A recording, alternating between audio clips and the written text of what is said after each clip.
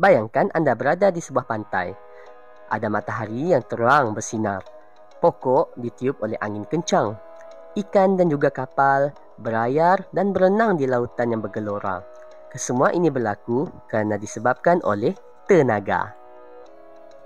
Dalam video ini, kita akan belajar mengenai sumber dan bentuk tenaga. Saya, Cikgu Muhammad Nur Firdaus bin Narawi.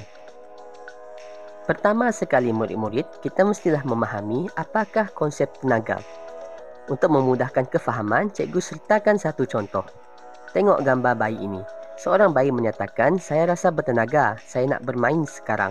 Seorang bayi pula menyatakan, saya rasa tidak bertenaga, saya nak tidur sahaja. Jadi, melalui contoh ini, dapatlah kita buat kesimpulan definisi tenaga. Tenaga adalah keupayaan untuk melakukan kerja.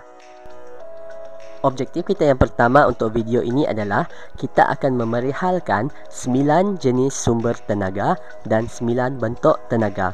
Manakala untuk objektif yang kedua pula, kita akan mengitlak perubahan bentuk tenaga. Sumber tenaga. Sumber tenaga yang paling utama adalah matahari. Matahari membekalkan tenaga cahaya dan tenaga haba. Oleh itu, kita dapat melihat dan juga merasa. Sumber tenaga yang kedua, biojisim. Biojisim ialah bahan organik daripada tumbuhan dan haiwan yang membekalkan tenaga apabila dibakar. Sumber tenaga yang seterusnya adalah tenaga angin. Angin membekalkan tenaga untuk menggerakkan kapal layar dan bilah pada kunci angin. Dan tenaga yang seterusnya, tenaga ombak. Ombak membekalkan tenaga untuk menggerakkan turbin dalam laut dan menjanakan elektrik. Tenaga air. Air mengalir dalam empangan dan dapat menggerakkan turbin.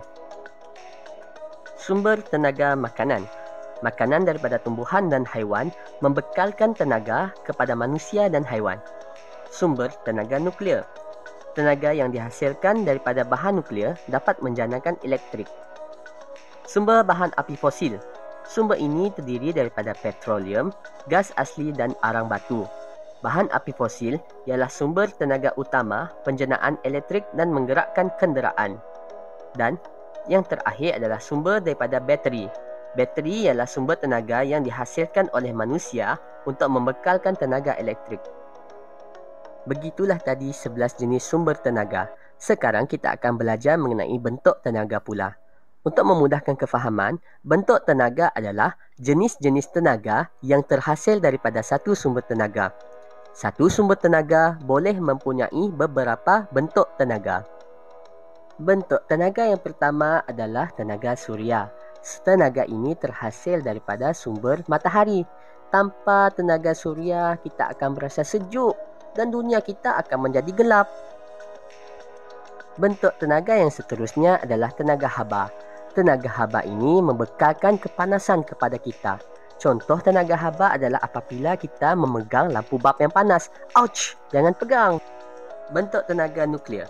Tenaga nuklear terhasil daripada bahan nuklear. Di Malaysia, kita ada Agensi Nuklear Malaysia yang menjalankan penyelidikan tentang tenaga nuklear. Tapi di Malaysia tak ada bom nuklear. Seterusnya adalah tenaga elektrik. Tenaga elektrik ini adalah tenaga yang menggerakkan alat elektrik. Tanpa alat elektrik, cikgu tak dapat nak buat video ni. Bersyukur kan ada tenaga elektrik. Seterusnya adalah tenaga kimia. Tenaga ini terdapat di dalam makanan, bahan api fosil dan juga bateri. Tapi taklah bermaksud awak boleh makan bateri. Kerana bateri untuk menggerakkan peralatan elektrik. Awak bukan peralatan elektrik. Sumber tenaga cahaya.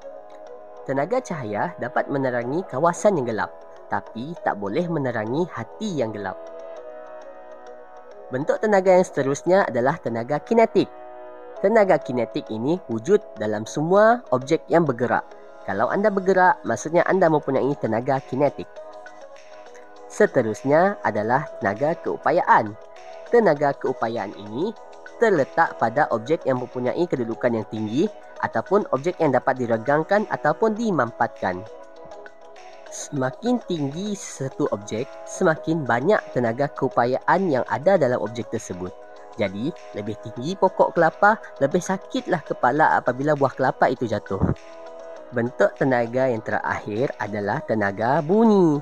Bunyi ini terhasil daripada objek yang bergetar. Tali gitar yang bergetar menghasilkan irama yang merdu sekali. Kita masuk ke objektif yang kedua, perubahan bentuk tenaga. Dalam dunia ini, terdapat hukum keabadian tenaga. Hukum ini menyatakan bahawa tenaga tidak boleh dimusnahkan, cuma tenaga berubah daripada satu bentuk ke bentuk yang lain. Ini merupakan satu contoh perubahan bentuk tenaga. Murid ini bernama Pablo. Pablo berbasikal ke sekolah.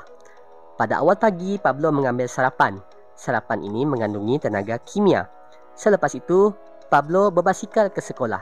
Apabila berlakunya pergerakan, maka wujudlah tenaga kinetik. Tenaga kimia tadi telah berubah kepada tenaga kinetik. Basikal Pablo mempunyai lampu yang dijanakan oleh dinamo. Jadi, daripada tenaga kinetik yang terhasil oleh pergerakan basikal, lampu pada basikal menyala.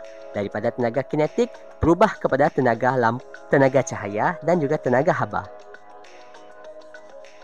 Situasi ini pula menunjukkan satu peristiwa yang sangat menarik dalam dunia sains.